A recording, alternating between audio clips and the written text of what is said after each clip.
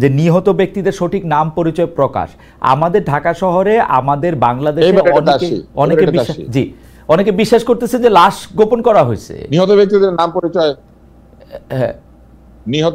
নাম পরিচয় গোপন করা হয়, এই ধারণাটা কিন্তু অতীত থেকে এসেছে যে মানুষ মারা যায় নাম পরিচয় গোপন করা হয়। এটা ওই যে শাপলা চত্বর থেকে শুরু হয়ে একেবারে শেষে জুলাইয়ের অভ্যুত্থান পর্যন্ত দাবি উঠেছে যে নিহত ব্যক্তিরা মারা গেলে নাম পরিচয় গোপন করা হয়। এবং একই ঘটনা কি ঘটেছে, জুলাই অভ্যুত্থানে নিহতদের নাম তালিকা সেটা ঠিক মতো ফাইনাল করতে এই সরকার পারেন নাই বহু মাসে। ফলে এদের উপর থেকে মানুষের আস্থা চলে গিয়েছে। গোপালগঞ্জে কি ঘটনা ঘটেছে, সেইখানকার নিহত এবং আহতদের তালিকা সেটাও এই সরকার ঠিক মতো প্রকাশ করতে পারেন নাই। ফলে নিহত ব্যক্তিদের নাম তালিকা নিয়ে সন্দেহ প্রকাশের যে রসম বা রীতি, এটা অতীত থেকে এখনো পর্যন্ত সরকার থেকে সরকারে এটা স্থানান্তরিত হয়েছে, একই তরিকাতে আছে। আগের সরকারকে নিয়ে মানুষের যে অভিযোগ ছিল, এই সরকারের নামে একই অভিযোগ, কারণ এরাও বিভিন্ন সময় নিহতদের নাম এবং আহতদের নাম তালিকা প্রকাশের ক্ষেত্রে এক ধরনের অদক্ষতার পরিচয় দিয়েছেন। আর এইখানে যেটি ঘটেছে সেটা হচ্ছে যে প্রত্যক্ষদর্শীরা বলেছেন যে মাইলস্টোন কলেজে যখন রিপোর্টাররা ঢুকে নানান রকম কথাবার্তা বলতে শুরু করেছিলেন বা নিহতদের নিয়ে কথা বলতে গিয়েছিলেন, তখন নাকি তাদেরকে প্রহার করা হয়েছে। এই প্রহারটা একটা ভুল সিদ্ধান্ত ছিল এবং এই প্রহারের ফলে এই সন্দেহটা আরো জাগ্রত হয়েছে এবং একই সাথে এই সন্দেহটা আরো জাগিয়ে দিয়েছে ফেসবুক, ইউটিউব এবং অন্যান্য জায়গাতে। কিন্তু তারা সন্দেহ প্রকাশ করেছেন যে স্কুলে অনেক বাচ্চা ছিল, তাহলে এত কম কেন মারা যাবে বা আহত হবে। কিন্তু তুষার ভাই, মানে স্কুলের বাচ্চাদের প্যারেন্টসরা বা তাদের বন্ধু বান্ধবরা তো একটা মিসিং তালিকা করার কথা। সেই মিসিং তালিকা করলেই তো এটা স্পষ্ট হবে যে ধরেন আমার এটা খুব সহজ, স্কুলের বাচ্চাদের তো নাম ডাকার তালিকা, স্কুলে যতজন বাচ্চা আছে প্রত্যেকের নামের তালিকা আছে, ক্লাস রেজিস্ট্রার আছে, ওই বিল্ডিং এর যে ক্লাসগুলি হতো সেই ছাত্রছাত্রীদের সবার রেজিস্টার আছে, রোল কল হয়। স্কুল তো এখনো রোল কলের বাইরে যায় না, স্কুল থেকে আঙ্গুল দিয়ে ছাত্ররা ঢুকে না। ফলে ইজিলি স্কুল চাইলে প্রত্যেকের বাসায় ফোন করে বাচ্চা কোথায় আছে জানতে চাইতে পারে এবং এটা একদিনে কয়েক ঘন্টার ব্যাপার। সবাই মিলে ফোন নিয়ে বসলে এটা বের করা কোনো ব্যাপার না। তুষার ভাই, আমি আপনাকে একটু রাইখে একটু শহীদ ভাইয়ের কাছে যাই। শহীদ ভাই, এই যে আটকে রাখা 9 ঘন্টা পরে এবং যে দাবিগুলি জানানো, আমার প্রাথমিকভাবে মনে হয়েছে যে এই দাবিগুলি আসলে আগেই সরকারে ক্লিয়ার করা উচিত ছিল কোথায় কখন কোন ঘটনা ঘটেছে। আর এই যে নিহতদের নাম তালিকা প্রকাশ, আহতদের পূর্ণাঙ্গ তালিকা প্রকাশ, এইটা নিয়ে যে সন্দেহ, এই সন্দেহটা এখনো কেমনি জিয়ে থাকে 2025 সালে। এবং আমরা যে কোনো দুর্ঘটনার ক্ষেত্রে এই অভিযোগটা প্রায় শুনি যে আসলে নিহত যত হয়েছে তত সরকার বলতেছে না। এই ব্যাপারটা কেন হয় আসলে, মানে কিসের থেকে? তুষার ভাই 2-3টা উদাহরণও দিয়েছেন আসলে, বা 2-3টা পুরনো কথাও স্মরণ করেছেন। এরকম হয় যে আপনার নিহতের সংখ্যা কমিয়ে ফেললে হয়তো ক্ষতিপূরণ কম দিতে হবে, যেটা আমরা লঞ্চ দুর্ঘটনায় সবসময় শুনেছি যে লঞ্চ দুর্ঘটনার পরে লঞ্চের মালিকরা লোক পাঠিয়ে ওখান থেকে লোকজন সরিয়ে ফেলে নিহত লোকজনকে। তো এরকম অনেক কথা প্রচলিত আছে এবং অনেক কিছু ঘটেও বাংলাদেশে। ঘটে যাওয়ার কারণে এই ধরনের ধারণা একটা আছে মানুষের মধ্যে। তো এটা তো খুব ক্লিয়ার যে একটা স্কুলের, এবং এটা একটা নামকরা স্কুল, সেই স্কুলের যে রেজিস্টার আছে, রেজিস্টার ধরে খুঁজলেই আমরা আহত নিহতদের সব তালিকা পেয়ে যাবো এবং এই কাজটা স্কুল কর্তৃপক্ষই করে ফেলতে পারে, সরকার তাদেরকে করতে বলতে পারে এবং সরকার সেই সহায়তাটা নিতে পারে। তো এইখানে আপনার যে দুই উপদেষ্টাকে আটকে রেখে প্রায় 9 ঘন্টা এবং যেসব দাবি দেওয়া করা হলো, সেই সব দাবি দেওয়া খুবই সাধারণ দাবি দেওয়া, এই দাবি দেওয়া করার কোনো দরকার নেই। একটা দাবি নিয়েই শুধু তুষার যেটা বললেন সেটা নিয়ে আলোচনা করা যেতে পারে যে এই যে ছাত্ররা হঠাৎ করে বিমান বাহিনীর বহর পরিবর্তন করে নতুন বিমান, আধুনিক বিমান কিনতে হবে, এই দাবি তো তাদের করার কথা না। এইটা আমাদের ফোর্সেস গোল আছে, এটা বিমান বাহিনী করবে। আপনি এখন J7 ব্যবহার করেন, F7, ওটা আসল নাম J7, আপনি F7 ব্যবহার করতেছেন, ওদের কাছে অলরেডি J17 আছে এবং J7 এর কিন্তু একটা চিতা উইং আছে পাকিস্তানে এবং তারা এটা ব্যবহার করে, ইরানও ব্যবহার করে। তো ওইসব আলোচনায় না যেও আমরা হয়তো আমাদের বিমান বাহিনীর জন্য কিছু বিমান ক্রয় করার বিষয়ে কারো হয়তো আগ্রহ আছে, তারা এটা ঢুকিয়ে দিয়েছেন। এইটা ছাত্রদের দাবি হওয়ার কথা না। ছাত্রদের অন্যান্য দাবি ঠিক আছে, যে আহত নিহতদের তালিকা ক্লিয়ার করো এবং আহত নিহতদের ব্যাপারে ঘোষণা একটা থাকা দরকার যে নিহত মানুষদের পরিবারকে সরকার কিভাবে সহায়তা করবেন।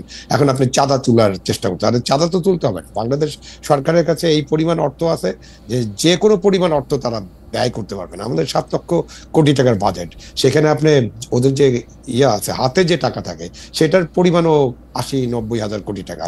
সুতরাং আপনার চাঁদা তুলে এদেরকে কিছু করতে হবে না, আপনি এটা সরাসরি ডিক্লেয়ার করতে পারেন। এবং শহীদ আমাদের যে ভাই, তহবিল আছে, একজন দর্শক আপনার মানে দর্শকের মন্তব্য আপনার কাছে একটু দৃষ্টি আকর্ষণ করতেছে, যে যেন সায়েম, উনি যেহেতু নাম নিয়ে বলছেন, আমি ধরে নিচ্ছি যে তার আইডিটা ভুয়া না, তিনি বলছেন যে প্রায় 150 জন প্রাণ হারিয়েছে, অথচ টিভিতে দেখানো হচ্ছে মাত্র 30 জন। এই ধারণাটা কোত্থেকে আসলো? মানে এই গুজবটা, বা এটা যদি গুজব হয়ে থাকে, এটা কোত্থেকে আসলো? মানে যে 120 জন বাচ্চা বেশি মারা গেছে, তাদের বাবা মারা কি মানে কোনো একটা ফাইল করেন নাই? মানে এটা কেন আসলো এই ব্যাপারটা, বা এই ধারণাটা কোত্থেকে আসতেছে? না, ধারণা ছড়িয়ে দেওয়া হচ্ছে হয়তো, মানে আমি ঠিক জানি না এখনো নিহতের সংখ্যা কত। তো যারাই নিহত হয়েছেন তাদের নাম প্রকাশ করলে এই ধারণাটা থেকে আমরা আচ্ছা, একটা ছোট প্রশ্ন করি আমাদের দর্শকদের উদ্দেশ্যে শহীদ ভাই, সরকার যে নিহতের এবং আহতের সংখ্যা বলে, এইটা কি আপনি বিশ্বাস করেন? যেমন আমি বলি যে আমি করি, কারণ আমি মনে করি যে একটা সরকার এত মনস্টাটাস হতে পারে না, এই সরকার যে নিহতের সংখ্যা বাড়ায় কমায় বলবে। আপনি করেন কিনা? আমি এই সরকারকে এখন বিশ্বাস করি, কারণটা হলো আমি গোপালগঞ্জের ব্যাপারে বিশ্বাস করি না, কারণ এটা আমার কোয়ালিটেটিভ। আচ্ছা, এই সরকারের এই ঘটনার ক্ষেত্রে আপনি বিশ্বাস করছেন, কিন্তু গোপালগঞ্জের ক্ষেত্রে আপনি বিশ্বাস করছেন। আমি তুষার ভাইকে এখানে কোনো রাজনীতি নাই, আমি জাস্ট এই প্রশ্নটা, এই জন্য বিশ্বাস করি। এই প্রশ্নটা আমি শুধু তুষার ভাইকে জিজ্ঞেস করি। তুষার ভাই, বিমান বিধ্বস্তের ঘটনা, বিমান দুর্ঘটনার ক্ষেত্রে আপনি এই সরকারের দেওয়া হত নিহতের তালিকাটা আপনি বিশ্বাস করেন কিনা? তুষার ভাই, না, আমি আসলে সরকারের দেওয়া কোনো তালিকা বিশ্বাস করি না। আচ্ছা, একসময় করতাম এবং করে আমরা ঠকেছি। আচ্ছা, সরকারের তালিকা যখন তৈরি হয় সেখানে অনেক ধরনের স্টেক হোল্ডার ঢুকে পড়ে। আচ্ছা, ঠিক আছে, সালাসালি বলেন। শহীদ ভাই বলেছেন যে এই তালিকাটা উনি বিশ্বাস করেন, কারণ এটার মধ্যে কোনো রাজনীতি নাই, যেটার মধ্যে রাজনীতি সম্পৃক্ত আছে সেই তালিকাগুলি তিনি বিশ্বাস করেন না। না, এটার মধ্যে টাকা আছে। আচ্ছা, আপনি পরে একটু ব্যাখ্যা করেন, পরে ব্যাখ্যা করেন। শহীদ ভাই, এটার মধ্যে ক্ষতিপূরণ আছে, এটার মধ্যে ক্ষতিপূরণ আছে, এটার মধ্যে আহতদের ক্ষতিপূরণ আছে। আচ্ছা, নিহতদের ক্ষতিপূরণটা সরকার দিবেন নিহত হিসাব করে। না, সেটা তো আহত অবস্থা আপনি দেখবেন যে বহু মানুষ, সেটা তো নিজের পকেট থেকে দিবেন না। সরকারের অসুবিধা কি এটা দিলে? না, নিহত আহত যাই বলেন, তারা সবাই তো হাসপাতালে ভর্তি হয়েছেন, সুতরাং আমাদের কাছে কিন্তু রেকর্ড থাকবে। একটা জিনিস ছড়িয়ে গেছে যে কিছু লাশ, কিছু নিহত মানুষের লাশ আমরা কম্বাইন্ড মিলিটারি হসপিটালে নেওয়ার একটা কথা বলছেন, এবং আজকে ওদের পক্ষ থেকে বলা হয়েছে যে তারা 16 জনকে তাদের হেফাজতে নিয়ে গেছিলেন, মানে লাশগুলো, পরে তারা এটা হসপিটালে পাঠিয়ে দিয়েছেন। তো এই নানানভাবে এই যে অপারেশনটা চলে তখন নানান কর্তৃপক্ষ তো নানানভাবে অপারেশন করে, এবং এই অপারেশনটা একটা বড় অপারেশন ছিল। এটার ম্যানেজমেন্ট দুর্বলতা নিয়ে আমরা অবশ্যই প্রশ্ন করতে পারি। এই অপারেশনটা ওখানে হেডকোয়ার্টার করে একেবারে থেকে অপারেশনটা করা উচিত ছিল, এবং ওইখান থেকেই সবকিছু করা ছিল। এর আগে রানা প্লাজা একটা বিশাল অপারেশন হয়েছে, আমরা দেখেছি রানা প্লাজা কিভাবে ম্যানেজ করা হয়েছে। তো ওইখানে তো একেবারে সেনাবাহিনীর জিওসি নিজে উপস্থিত ছিলেন, এবং সেনাবাহিনীর অনেক সাপোর্ট, লোকাল গভর্নমেন্টের অনেক সাপোর্ট, সরকারের অনেক সাপোর্ট, জনগণের অনেক সাপোর্ট নিয়ে আমরা অপারেশনটা করেছিলাম। এবং সেখানে কিন্তু আপনার ওই যে ছোটখাটো বিষয় নিয়ে কথা বলা হয়, বাট এই অপারেশন চালানো, নিহতদের তালিকা, এই বিষয়ে খুব বেশি অভিযোগ কিন্তু ওখানে হয়নি। সুতরাং অপারেশন আপনি কিভাবে করছেন সেটার উপর অনেক কিছু নির্ভর করে। তুষার ভাই, এটা নিয়ে আপনি যদি আর কিছু বলেন যে কেন আপনি সরকারের কোনো তালিকায় বিশ্বাস করেন না? সরকার তালিকার সোহরাওয়ার্দী সাহেব রানা প্লাজার ওইখানে যুক্ত হয়েছিলেন, এবং সোহরাওয়ার্দী সাহেব একজন রেশমাকে আবিষ্কার করেছিলেন। রেশমা যখন আবিষ্কৃত হয়েছিল, এটা নিয়ে বিরাট সন্দেহ প্রকাশ করা হয়েছিল। আপনি যদি মেডিকেল পয়েন্ট অফ ভিউ থেকে বলেন, আমি পরিষ্কারভাবে বলতে চাই, রেশমাকে আবিষ্কারের ব্যাপারটা ভুয়া ছিল। এটা সম্ভব না যে একজন এইভাবে আটকে থাকার পরে তার স্কিন ক্লিন থাকবে, স্কিন ক্লিন থাকা সম্ভব না। তো যাই হোক, আরো অনেক কারণ আছে, আমি সেটা এখানে না বলি, কিন্তু এইসব কারণেই অনাস্থাগুলি তৈরি হয়েছে। যখন হঠাৎ করে মানে বেঁচে থাকার অসম্ভব জায়গা থেকে পানি না পেয়ে, কিচ্ছু না পেয়ে একজন বের হয়ে আসে রেশমা, এবং বের হয়ে এসে একেবারে মানে তরতাজা, তখন কিন্তু মানুষ প্রশ্ন করতে থাকে যে তাহলে যারা মরে গিয়েছিল তারা কারা, আর যারা জীবিত অবস্থায় বের হলো তারা কারা। এখন এইখানে বা যেখানে আপনি তালিকার কথা বলেন, সকল তালিকায় ত্রুটি পাওয়া গিয়েছে অতীতে, ফলে এইখানে লোকজন আগে থেকেই সন্দেহ প্রকাশ করতে শুরু করেছে যে এই তালিকা ঠিক নাই। এই সবকিছুই দায়িত্ব কিন্তু সরকারকে, কিন্তু তুষার ভাই, সরকারকে এমন একটা ট্রান্সপারেন্ট ব্যবস্থা তৈরি করতে হবে যেখানে সরকার কোন তালিকা দিলে লোকে বিশ্বাস করে। তুষার ভাই, শেখ হাসিনার সরকারের না হয় কোনো এজেন্ডা ছিল নানা রকম, এই সরকারের তো এরকম কোনো এজেন্ডা, পপুলারিটি গেইন করা, পপুলার হওয়া, সেগুলির কোনো এজেন্ডা নাই, আছে কি? না, নাই তো। থাকলে তো ওনারা পপুলার হওয়ার চেষ্টা করতেন। যেরকম পপুলারিটি নিয়ে তারা এসেছিলেন, সেই পপুলারিটি প্রতিদিন বারবার কথা ছিল। এই 11 মাস পরে এসে তো তাদেরকে ঘেরা হওয়ার কথা না। ফলে পপুলারিটি নিয়ে তাদের বিন্দু মাত্র মাথা ব্যথা নাই। তাদের মাথা ব্যথা হচ্ছে সংস্কার। তারা সংস্কার করতে চান তাদের নিজেদের ইচ্ছা অনুযায়ী অথবা কারো প্রেসক্রিপশন অনুযায়ী। আর দ্বিতীয় যেটি তাদের মাথা ব্যথা সেটা হচ্ছে নির্বাচন তাদের ভালো লাগে না। নির্বাচন জিনিসটা ভালো না, জনগণ ভোট দিতে পারে না, জনগণ টাকা নিয়ে ভোট দেয়, রাজনীতিবিদরা ভালো না, তারা টাকা দিয়ে ভোট কিনে, বা বাংলাদেশের নির্বাচন কমিশন ভালো না, কারণ নির্বাচন কমিশন কিভাবে ভোট করে তারা পারে না, পুলিশ ভালো না, তারা পাহারা দিতে পারে না, ডিসিএসপিরা ভালো না, তারা নির্বাচন আগে করে দেখাতে পারে নাই, ফলে নির্বাচন আসলে না করলেই তো ভালো।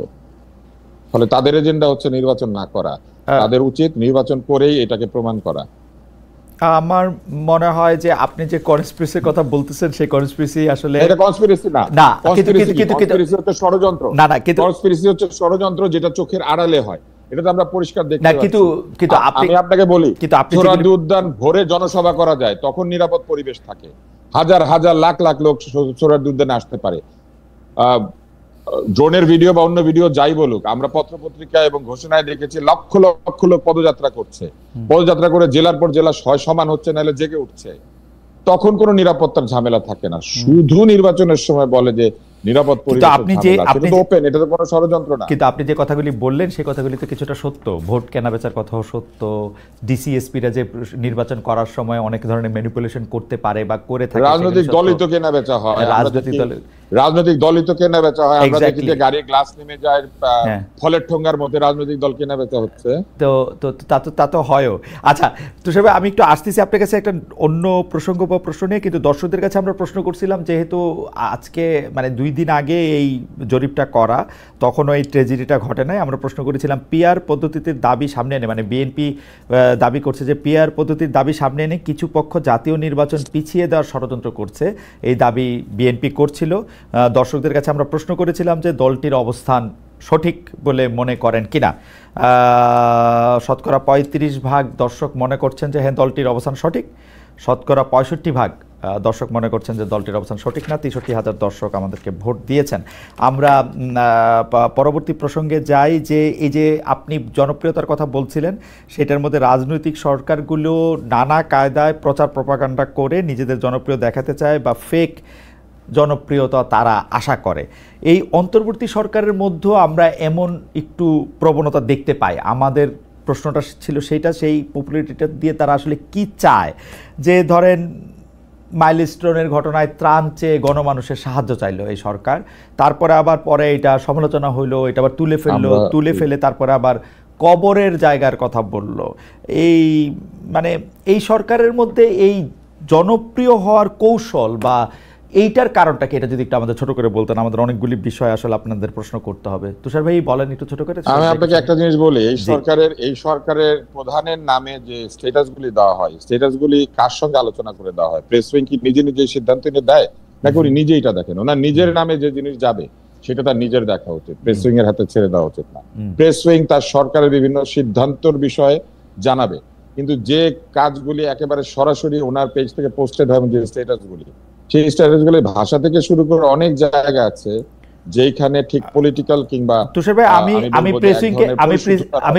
আমি প্রেস উইং এর কাছে জেনে বলছি যে এগুলি প্রত্যেকটাই ডক্টর মোহাম্মদ ইউনূসের অনুমোদন ক্রমে অনুমোদিত হয়। আমি এতদূর পর্যন্ত প্রশ্ন করেছিলাম যে 22 জন উপদেষ্টার মধ্যে কোন উপদেষ্টার কোন কাজ আপনারা সামনে আনবেন সেইটা আপনারা নিজেরা সিদ্ধান্ত নেন কিনা। আমি যেটা বুঝতে পেরেছি যে 22 উপদেষ্টার মধ্যে দেখবেন আপনি 5 জন বা 6 জন উপদেষ্টার কাজের কথাই আসলে সেইখানে সামনে বেশি আসে। পররাষ্ট্র উপদেষ্টার কথা সেখানে কখনোই আসে না, নিরাপত্তা উপদেষ্টার কথা অনেকবার আসে। এইটার কারণটা কি জানতে চাইলে তারা বলেন যে এটা তারা মানে আলোচনা করে ঠিক করে এটা করেন, অর্থাৎ ডক্টর মোহাম্মদ ইউনূসের সাথে আলোচনা করে ঠিক করে এটা করেন। তাহলে আমি বলবো যে এই জায়গাতে যেহেতু উনি নোবেল বিজয়ী হতে পারেন, কিন্তু এই ধরনের পপুলার কমিউনিকেশন বা পিপলস কমিউনিকেশন, এই জায়গাতে আমার মনে হয় যে তার অত্যন্ত ঘনিষ্ঠ কোনো ব্যক্তি যার এই ধরনের ধারণা আছে তাকে তার নিয়োগ দেওয়া উচিত বা নিযুক্ত করা উচিত, যাতে তারা তাকে প্রপারলি অ্যাডভাইস করতে পারেন। কেননা এই জায়গাতে আমি যথেষ্ট ঘাটতি পরিলক্ষিত করেছি। এইবার আসেন যে জায়গাটিতে আমরা ছিলাম, যে এই সরকার পপুলার হতে চায় পিআর পদ্ধতি। আপনি যে নির্বাচনের যে ভোটাভুটির কথাটা বললেন, এইটা তো স্বাভাবিক। বিএনপি ম্যাক্সিমাম 35 থেকে 40% ভোটই তো পায়, ফলে বিএনপির ভোটাররা বলেছে 35% তারা এটা চায় না, তারা বিএনপির পক্ষে আছে। আর বাকি যে 65%, ওইখানে কিন্তু আওয়ামী লীগও আছে, ওইখানে কিন্তু অন্যরাও আছে, আরো অনেকে আছেন, তারা সবাই মিলে কিন্তু 65%। ফলে এই 65%-এর মধ্যে ওই পিআর এর পেলে যারা জীবনে কিন্তু ইলেকশন করে জীবনে একটা সিট পাবেন না, সরাসরি ইলেকশনে ওই পিআর পদ্ধতিতে গেলে 1-2টা সিট পাবেন, এরা সবাই ওইখানে আছেন। ফলে এই যে জরিপটা আপনারা করেন, এই জরিপটা কিন্তু বিএনপি বনাম গোটা বিশ্ব, যেটা আগে ছিল আওয়ামী লীগ বনাম গোটা বিশ্ব, তো বিএনপি কে দিয়ে রিপ্লেস করা হয়েছে আওয়ামী লীগকে, এবং এখন একটা ইউনিভার্স তৈরি করা হয়েছে যে ইউনিভার্সের মধ্যে বিএনপি বনাম গোটা বিশ্ব। 35% অ্যাজ এ ভোটার পার্সেন্টেজ যে কোনো নির্বাচনে বাংলাদেশে একটা দলকে সংখ্যাগরিষ্ঠতা দিয়ে দেওয়ার মতো ভোট। ফলে পিআর কেন চাইবে বিএনপি? তাদের তো চাওয়ার কোনো প্রশ্ন ওঠে না। কিন্তু উল্টা দিকে যারা 65% ভোট দিচ্ছেন, এদের অধিকাংশের জামানত বাজেয়াপ্ত হবে যদি ডিরেক্ট ভোটিং এ যায়। এই জামানত বাজেয়াপ্ত ওনারা সবাই জীবনে একবার সুযোগ পেয়েছে উচ্চ কক্ষে গিয়ে বসবে, তাও নিম্ন দিকে না, নিম্নে তো সরাসরি ভোট, উচ্চ কক্ষে গিয়ে ওনারা বসে যারা সরাসরি ভোটে বিজয়ী হয়ে এসেছে তাদের উপরে মুরব্বিয়ানা করবে। 1% ভোট পেয়ে 35% দলদের উপরে মুরব্বিগিরি করবে। এইটার এই ভোটাভুটি, যে ইন্টারনেটের ভোটাভুটি, এটা simply the same as real vote বাংলাদেশে। এবং আপনি আওয়ামী লীগকে ছেড়ে দেন কালকে, তাহলে আওয়ামী লীগ এখানে আরো 25% বা 20% ভোট নিয়ে এসে হাজির হবে। তখন দেখবেন যে 35%, 25% বা 20%, এবং তারপরে বাকিরা। আমার মনে হয় যে পিআর পদ্ধতি বা নির্বাচন নিয়ে আমরা আরও একদিন বিস্তারিত আলোচনা করব। আমি একটু আবু আলম মোহাম্মদ শহীদ খান আপনার কাছে আসতে চাই যে শহীদ ভাই, এই সরকারের প্রেস উইং আসলে প্রধান উপদেষ্টা যা বলেন বা যা বলতে চান সেটা, আমি প্রেস উইংটার দিকে খেয়াল রাখি, প্রেস উইংয়ের লোকজনের সাথে কথা বলি প্রধান উপদেষ্টা কি বলতে চান বা কি জানাতে চান সেটার জন্য। কিন্তু আমি প্রধান উপদেষ্টার মধ্যে এক ধরনের পপুলিস্ট হওয়ার মানে আকাঙ্ক্ষাটা দেখি। এইটার কারণটা কি? উনি তো ভোটে দাঁড়াবেন না, উনি এই পপুলারিটিটা কেন তিনি অর্জন করতে চান? মানে যখন যেদিকে ছাতা সেদিকে বৃষ্টি ধরে আপাত মানে খুব বাহবা পাওয়ার কিছু পথ করে দিয়ে। এটা তো তার নতুন চাওয়া না, এটা তো তিনি তার জীবনের শুরু থেকে চেয়েছেন। সবসময় তার একটা পপুলার হওয়ার একটা কাজ উনি করতেন। আপনি নোবেল লরেট হওয়ার পরে যেভাবে গেলেন একেবারে একটা বিমান নিয়ে পুরস্কার আনতে, বা যে আপনি তাকে যদি তার পুরো জীবনটা দেখেন, তো তিনি তো সবসময় চেয়েছেন লাইমলাইটে থাকতে, পপুলার, মানে তার জায়গায় 000 ওখানে ছিলেন। তো সুতরাং উনি পপুলার হতে চান, এটা তার মধ্যে আছে, এটা মানুষ স্বাভাবিকভাবে হতে চায়। বাট এখন উনি যে রাজনীতি এবং কূটনীতি এবং আমার যে নীতি, যেখানে আপনার আমাদের ভূ রাজনৈতিক যে পরিস্থিতি, আমাদের যে সিকিউরিটি নীতি, এই যে 3 জায়গায় উনার যেসব কাজ উনি আগে জীবনে করেছেন, সেই সব কাজে উনি অনেক সাকসেসফুল, মানুষের ব্যাপারে কোনো সন্দেহ নেই, সেটা নিয়েও হয়তো অনেকে সমালোচনা করবে। বাট এখানে এসে তার যে 3টা জায়গা, সেই 3টা জায়গায় তিনি তো ভালোভাবে তার পদক্ষেপগুলো নিতে পারছেন না, ভালোভাবে কাজটা করতে পারছেন না, মানে কাজগুলো ভালোভাবে হচ্ছে না, এটা আমরা দেখছি। তো সুতরাং উনি উনার কাজের মধ্য দিয়ে পপুলার হতে চাইবেন, কিন্তু এইরকম আপনি ফেসবুক পোস্টিং দিয়ে কি পপুলার হওয়া যায় নাকি? পপুলার হওয়ার জন্য আরো অনেক কিছু আছে। অবশ্যই আমরা চাইবো যে আমাদের যে অন্তর্বর্তীকালীন সরকার বা যে কোনো সরকার, তারা তাদের জনভিত্তি থাক, জনগণ তাদেরকে পছন্দ করুক। জনগণের যদি পছন্দ না থাকে তাহলে তো ওই সরকারটা রান করবে না। সুতরাং অন্তর্বর্তীকালীন সরকারের প্রতি জনগণের সমর্থনটা থাকা দরকার, এবং জনগণের সমর্থন পাওয়ার জন্য তাদেরকে যে কাজগুলো করতে হবে অর্থনৈতিক ক্ষেত্রে, রাজনৈতিক ক্ষেত্রে, আইন শৃঙ্খলা বজায় রাখার ক্ষেত্রে, দ্রব্যমূল্যের ক্ষেত্রে, এরকম অনেকগুলো উদাহরণ দেওয়া যায় যে ডে টু ডে যে কাজ, সেই কাজগুলো ভালোভাবে করতে হবে, সেখানে তাদের পপুলার হওয়ার সম্ভাবনা বেশি। আপনি ফেসবুকে কি লিখলেন না, কবরের জায়গা দিলেন কি দিলেন না, আপনি কত টাকা তাদেরকে অনুদান দিবেন কি দিবেন না, এগুলো দিয়ে তো আসলে পপুলারিটি নির্ভর করে না। এবং আমাদের তো বলেন না, আপনি আপনি আপনি আপনি এটা পরিষ্কার করছেন। আমাদের দর্শকরা একটা বিষয় পরিষ্কার হতে চান যে আমাদের মন্ত্রণালয়ের চিফ এক্সিকিউটিভ অফিসার তো নিশ্চয়ই মন্ত্রী। আমাদের যে বর্তমান আইন অনুযায়ী চিফ এক্সিকিউটিভ অফিসার মন্ত্রী বা উপদেষ্টা যিনি আছেন। আচ্ছা, সেই হিসাবে শিক্ষা সচিবকে যে প্রত্যাহার করা হয়েছে একটা ডিসিশনের উপর ভিত্তি করে, এইটা কি ঠিক করা হয়েছে? মানে মানে মানে আমার শিক্ষা উপদেষ্টা সিআর আবরার আমার খুবই প্রিয় মানুষ, আমি তাকে পছন্দ করি, উনিও হয়তো আমার পছন্দ করেন, কিন্তু যদি এইখান থেকে কাউরে প্রত্যাহার করতে হয় তো মানে ডিসিশনটা কি শিক্ষা সচিব নিতে পারেন? বা মানে উনি যদি সিইও হন, উনি কি তার চিফ অপারেশন অফিসারের উপর দায়িত্ব দিতে পারেন যে তার কারণে আমি এটা কথা শুনি নাই? তাহলে না, এরকম কথা বললে তো এটা মানে তাহলে লেজটা আসলে নড়াইতেছে কে? Who is wagging the dog?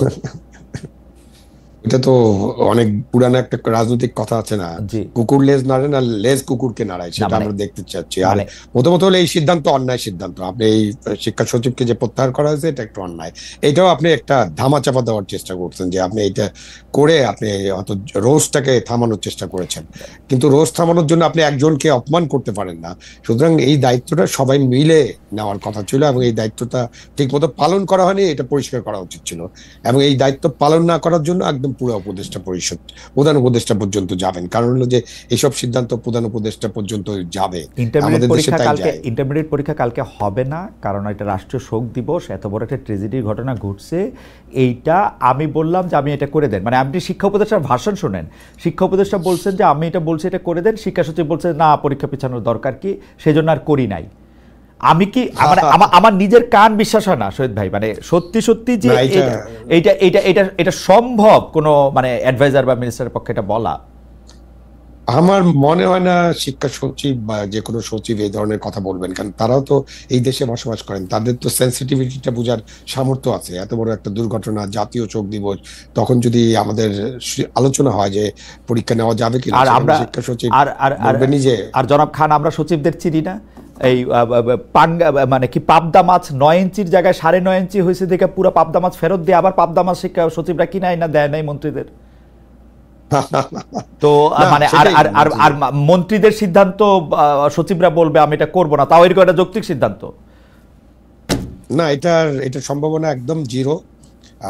আমি জানি না কি পর্যায়ে আলোচনা হয়েছিল এবং আলোচনাটা ঠিক মতো হয়েছে কিনা। এখানে একটা তারা সবাই মিলে এই জায়গায় একটা জগা খিচুড়ি পাকিয়ে দিছে। এখন তো দাবি উঠবে যে আবার অটো পাস দাও, ওইদিকে যাচ্ছে মনে হয়। রাইট এই পরীক্ষা দিতে পারে অটো পাস দাও অথবা অন্য কিছু একটা করো, বিমান কেন এই কেন সেই কেন। আচ্ছা তুষার ভাই, আমি একটু পলিটিক্যাল লিডারদের কথা আসি এবং ডাক্তারদের মানে চিকিৎসা পার্সপেক্টিভে। সেটা হচ্ছে যে এই যে মানে কোনো একটা দুর্ঘটনা ঘটলে, কোনো একটা ট্র্যাজেডি ঘটলে প্রচুর মানুষ আসলে দেখতে যান, বার্ন ইউনিটে দেখতে গেছেন না, মানে যখন একটা দগ্ধ রোগীর সবচেয়ে বড় বিষয় থাকে হচ্ছে সংক্রমণ। আমাদের যেহেতু মানে ওর চামড়াগুলি ক্ষতিগ্রস্ত হয়, ব্যাকটেরিয়া আটকাইতে পারে না, সেখানে দলে দলে লোকে তাদেরকে দেখতে যান, সাংবাদিকরা যান, কন্টেন্ট ক্রিয়েটররা যান, জামায়াত যান, বিএনপি যান, মির্জা ফখরুল যান, জামায়াতের আমির যান। এগুলি কি এতবার বলার পরও মানে এটা কোনো আইন করে এটা বন্ধ করা যায় না? এটা মানে এটার কোনো স্কর্ডন করা যায় না যে না তোমরা যাইতে পারবা না? এটা কি মানে এটা কবে গেলে তারা এটা শিখবে যে মানে এটা যাইতে হবে না তাদের, বা তারা গিয়ে কি উপকারটা করেন, মানে এটাও যদি একটু বলতেন ডক্টর তুষার।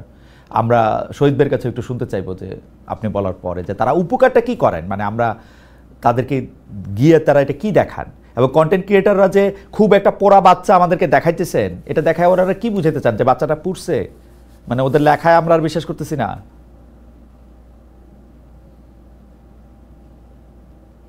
তো সবাই কি আমাদের শুনতে পাচ্ছেন? হ্যাঁ শুনতে পাচ্ছি। জি তো সবাই একটু যদি মন্তব্য করতেন। জি হ্যাঁ, প্রথম বিষয় হচ্ছে যে সমস্ত হাসপাতালে ইনফেকশন কন্ট্রোলের প্রোটোকল আছে। কোনো হাসপাতালে এইভাবে কোনো লোক ঢুকতে পারার কথা না, ঢোকে না, এর আইন আছে। ইনফেকশন প্রিভেনশন হচ্ছে হাসপাতালের প্রথম কাজ, কিন্তু সেইটা আমাদের বাংলাদেশে কোনো হাসপাতালকে পালন করতে দেওয়া হয় না, কারণ হাসপাতালগুলি এইভাবে বাইরের ভিজিটর থেকে শুরু করে দালাল থেকে শুরু করে বিড়াল কুকুর থেকে শুরু করে সবার জন্য উন্মুক্ত আছে। কারণ হাসপাতালের প্রতিরক্ষা দেওয়ার কোনো সিস্টেম নাই। আপনি এখানে প্রতিরক্ষা দেওয়ার জন্য এপিসি মোতায়েন হবে, অনেক কিছু মোতায়েন হবে বিভিন্ন জায়গায়, কিন্তু হাসপাতালকে ঠিক মতো প্রতিরক্ষা দেওয়ার জন্য ঠিক মতো পুলিশ মোতায়েন করা নাই, আনসার মোতায়েন করা নাই। হাসপাতালের মধ্যে ঢুকে ডাক্তার এবং নার্সদেরকে প্রতিদিন প্রহার করা, বিভিন্ন সময় চড়চাপড় দিয়ে বেরিয়ে যাওয়া, এটা একটা নিত্যনৈমিত্তিক ঘটনা। আমি আপনাকে হোয়াটসঅ্যাপ গ্রুপের মেসেজ দেখাতে পারবো মেডিকেল বিশ্ববিদ্যালয়ে, যেখানে কার্ডিওলজির ডাক্তাররা বলছেন যে প্রতিদিনই তো কেউ না কেউ থাপ্পড় খাচ্ছি, আজকে কে খায় দেখা যাক। এবং তারপরে একজন লিখেছেন যে আজকেরটা ঘটে গিয়েছে, আজকে অমুকে খেয়েছেন থাপ্পড়। আপনি চিন্তা করেন মেডিকেল বিশ্ববিদ্যালয়ের ভিতরে ঢুকে কার্ডিওলজি ওয়ার্ডের ডাক্তারদেরকে প্রতিদিন কেউ না কেউ চর মেরে যায়। এইরকম একটা হোয়াটসঅ্যাপ কনভারসেশন আমার কাছে আছে। এখন এইটা কেন হয়েছে বাংলাদেশে, এটা যদি আপনি জানতে চান তাহলে আমি বলবো যে একটা সময় বাংলাদেশে রোগী দেখতে যাওয়ার ব্যাপার ছিল, রোগী মরে যাবে, ফলে রোগীকে হরলিক্স, আঙ্গুর, কমলা, আপেল নিয়ে যেত লোকজন।